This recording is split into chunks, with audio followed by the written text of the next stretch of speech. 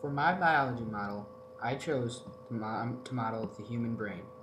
I made my model out of clay and split it in half so that the internal features may be seen.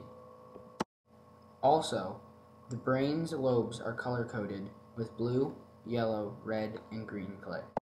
The human brain is the center of the nervous system and one of the most complex organs in the human body. The average human brain weighs about 3 pounds and has a volume of about 1,200 centimeters.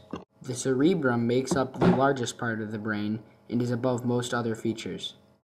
The cerebral cortex is made up of 4 principal lobes.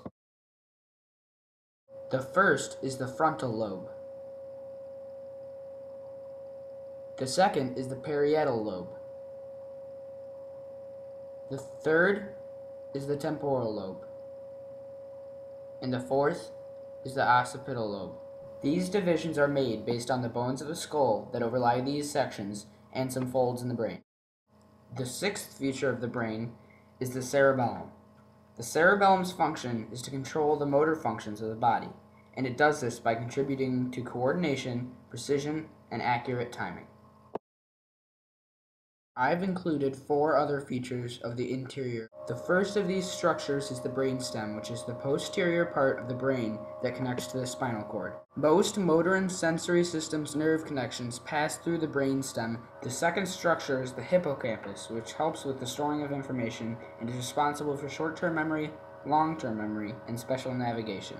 The third structure is the corpus callosum, which connects the right and left hemispheres of the brain. It allows communication between hemispheres, and it is a wide, flat group of neural fibers. The fourth feature is the thalamus, which is located between the cerebral cortex and the midbrain. It regulates alertness and consciousness. It also relays sensory and motor signals to the cerebral cortex. The last feature is the hypothalamus, which plays a role in linking the endocrine and nervous systems. It also plays a role in many metabolic processes. I chose to do my model on the brain because, unlike other organs and tissues, it controls a multitude of functions in the human body.